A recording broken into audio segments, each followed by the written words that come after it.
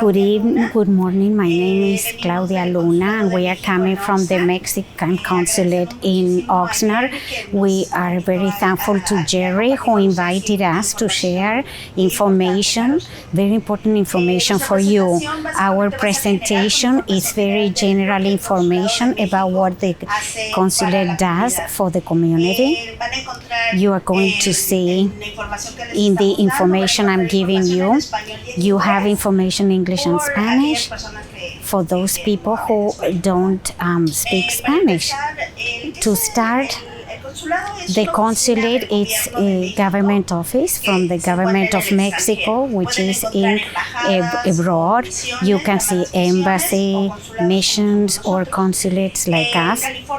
In California, there are most of the Mexican consulate, and they are 13 in all of California only, from Sacramento to Santa Ana and San Diego.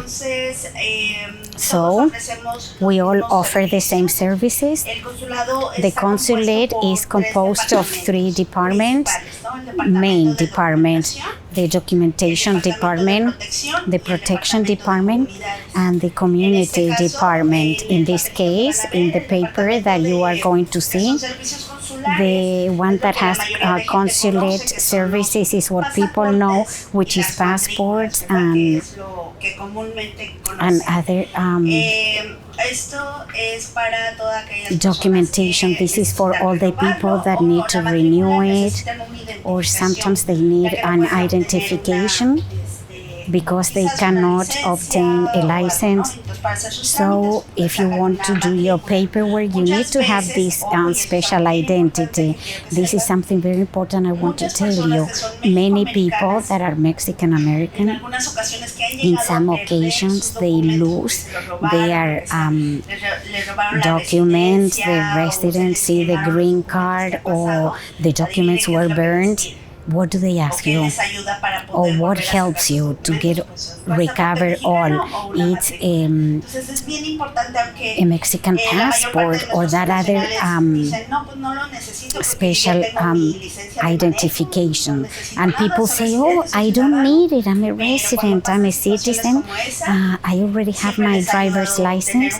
But to have a passport or that other number that is current is valuable if you need to recover your Mexican documents, because we accept it as an official document. So be careful with that one. Also, the other department that we have is the Consular Protection Department. It's very sensitive because that's where everybody who have deportation issues or they have been arrested or any type of detention or domestic violence situation. We have had cases of people that are like with issues with human trafficking, which is very, very serious. So what do we do there? We function as a type of center, a referral center to resources. So on the one hand, we have 11 attorneys that collaborate with us in different topics: civil, penal, car accident, immigration issues, the different types of problems. On the other hand, they give their services pro bono, and sometimes generally their fees are, if they charge, they are a lot lower because they have agreements with us. So it's important that you come to the consulate and we refer you to these attorneys that give you the discount. We also have the services for you visa when they have issues of domestic violence or human trafficking, or sometimes the employers treat the people that work, especially in the fields, they treat them badly even if they have a visa. There have been really bad situations of abuse, or in that case, sometimes they need social services, Many times, our families that come from vulnerable states like Oaxaca and Guerrero and Michoacán, they don't know how the system works, what the rules are, and they get into trouble because the education is different here from there, or they need children. It's a very, very hard problem. And so that's why we have legal assessment in that aspect. And we collaborate with social services in Ventura, Santa Barbara, and San Luis Obispo, which are the places where the Consulate of Mexico has jurisdiction. Each consulate is only, for example, the one in Los Angeles only has the area of Los Angeles, the same with Santana and Orange County. Oxnard works with Ventura, Santa Barbara, and San Luis Obispo. So we cover all of these regions. We cannot do it by ourselves. So we have to collaborate with other organizations like Housing, thank you, Jerry, where they let us collaborate with other organizations. On the other hand, we also have deal with community issues.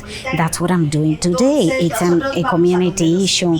We go where they invite us. We try to give you the most information, and we ask you for your collaboration to actually spread the word. The consulate that we have now is very small, but we try to make the best effort to go wherever we are invited and bring information that we have here at the table. Are you doing mobile consulates? No, not mobile consulates, not because of the pandemic. We had to stay home, but the consulate never closed. Everything now is a lot slower by appointment, and now we know that the system of appointment has been reported to Mexico, because it's important to mention here. Mexitel, which is the company that makes the appointment, it's completely independent from the consulate. So we were hired by the government of Mexico to do the appointments for all the consulates and embassies in the whole world. So it has nothing to do really with us. But all the complaints and all the situations that we have had after the pandemic, we have reported them. The consulate is open. As the consulate say, this is your home, and we are trying to solve the problem with the appointment. Unfortunately, the phenomenon that happened,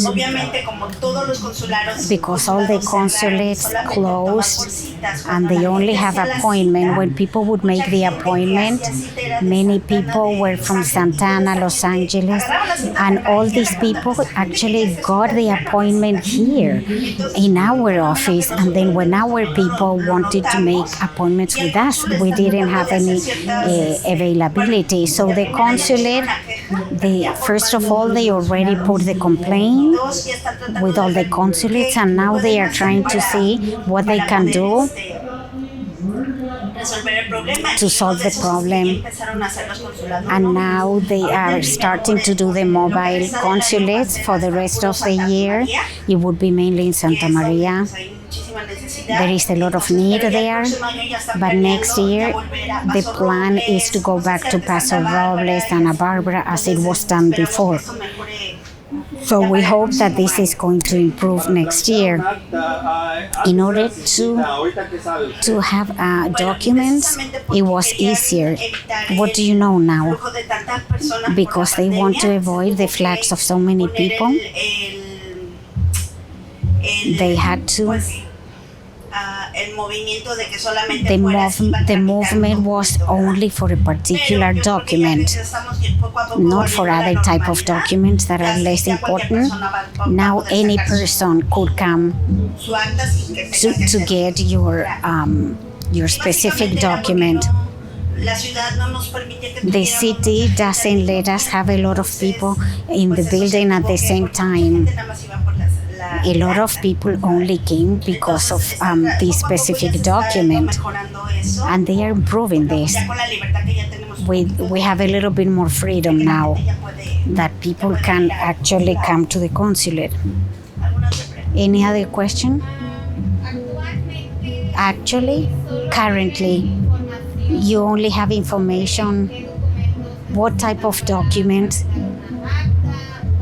to have a passport, but what type of documents do we need to put together? Is this the number where you can call? Yes. Or in the webpage of the consulate. It's very, very simple. You have the photo ID, the passport. You have to have a proof of address. You can call this phone to get information, or on our webpage, because sometimes it takes time. They call you or they don't answer. If it's an emergency, the page is faster. You go to Google and you actually Google consulate, and to make an appointment through Mexitel. Do you have an account with Mexitel? Can you do it through your account with Mexitel or call on the phone? Mexitel, it's not an account per se. You send an email, and Mexitel actually records your email, and then you have the access. Generally, you have, with that email, you can make one appointment or two. If you want to go to two, if you want further than two appointments, they are not going to let you use the same email, and you have to create another email address, and that's the disadvantage. A lot of people do not have emails. They might have a smartphone, but not email. And that's where organizations have helped us a lot, because I know that you help people to call to make the appointment. And we're trying to make this easier. Why has there been conflicts with the appointments? Because Mexitel is a free system to make your appointment. A lot of organizations or physical people, sometimes they charge people for them to make the appointment, and that's where the conflict arose. This is something that is beyond our control. We try to give the best service, but there we go. I know that we are going to solve the problem eventually. Any other question? In the case of, we also have the service of civil register, which is the double citizenship, and it's very important. We as Mexicans have the privilege of having two nationalities. It's very important so that your children could enjoy this privilege that maybe the parents did not have the privilege. It's a privilege that for the future, it's not right now, but you can live in two countries at the same time and have the rights in both countries, and that's wonderful. So we invite the parents to make your parents citizens with the dual citizenship. Why? Sometimes the father says, I'm Mexican and my son is Mexican, but it's not true. Maybe emotionally, but physically and legally, that son is not a citizen. So you have to go through the process that validates that citizenship. Then the parents go to Mexico, they take the kids without having double nationality, and after 6 months of being in Mexico, the student becomes undocumented. Why, if I'm Mexican and my son is Mexican? And that's that's not true. That's why it's important to give this information in case, because of the country situation, the parents have to return to Mexico. Be prepared with everything. It's the best present you can give to your children, that they can have both documents, the Mexican and the American. And I think this is a very important point. And lastly, I would like to mention that we have the council has the power to have the function of a public notary for documents or paperwork in Mexico. Be careful. Maybe a person that here that cannot travel to Mexico and they have a little ranch there and they want to give it to their son, but they cannot get out of the country. So what we do is we do a power of attorney. So we give the power to the other person to do the paperwork in Mexico. And it's not only with land or property. It could be that the person cannot be or do some paperwork, I don't know, a title. Or sometimes even for personal situations, you have to give the power of attorney to another person to represent you legally in Mexico, and you don't have to be legally in Mexico. So in the consulate, we actually do this paperwork, and we also do wills for people who are older and they have actually land there and they want to leave everything arranged. We all have to have our will, not only for older people. So then, if they do the will in the consulate, it's valid in Mexico. And then their children can claim going to Mexico with that will without having to lose the properties. Let's say the children have never been in Mexico, they don't know how to do the paperwork. So unfortunately, sometimes they actually lose their parents' properties and belongings because they didn't do the proper paperwork. So it's something very important to keep into account. And lastly, we also have, we're in collaboration with the Santa Barbara City College, and we have a community place where people can actually finish their elementary and secondary school. And then the Santa Barbara City College approves it and you can continue studying here. Any question? I saw that you can get married. There are Mexicans that get married here with the court here, but that wedding is not actually recognized in Mexico. What happens is that it's a legal document, but what you have to do is a process which is the homologuing. It's expensive and the couple cannot travel. What we suggest is that you get married in Mexico, and because you cannot get married in Mexico, you go to the consulate and you get married there without having to spend money. They give you the wedding certificate and everything.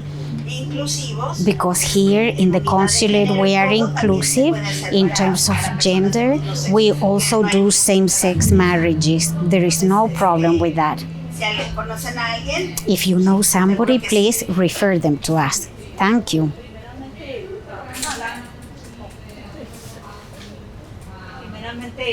First of all, thank you for all your information. Can you hear me? Thank you for all the information. It's very valuable to share with us. I didn't have any idea about this. Thank you for coming with us. I have a question. if somebody is born here and they have a Mexican mother and a Mexican husband, can they have double nationality? Yes. You can also do it for elderly people, not only for children, but also for adults and older people. And basically, the paperwork is similar, but the requirements are, you have more requirements. You will need to have the birth certificates of both parents, the wedding certificate, it's super important, and of course the birth certificate from here and identification. All the documents are checked if the names coincide, and if everything is okay, then it's processed. Okay, thank you. You have to review the documents, and you can do it Monday, Wednesday, and Friday from 8 to 11 a.m. They check if everything is okay, they give you an appointment. Thank you very much. I have thought someday to go and live in Mexico, and I didn't know that in 6 months I would become undocumented, so it's good. It would be sad if I cannot get there legally. It's like a call to attention. You have to have everything in order so that you can be in both places. You have to have everything in good shape. So if you want to leave, and a lot of people were stuck there, and it was terrible because people didn't know what to do. Thank you that you have the opportunity, and of course we can help you there. Okay, I have a question. It's obvious that there are costs for some of your services. Do you have any assistance for people, for low-income people, or from an agency that you refer to help them with those expenses if they cannot pay? This is a very good question. Normally, generally, all the documents cost money, like a driver's license, etc.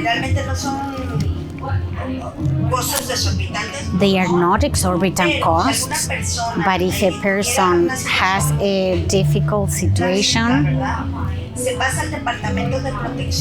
we send the person to the protection department, we review their case, and the consul decides how we can help that person.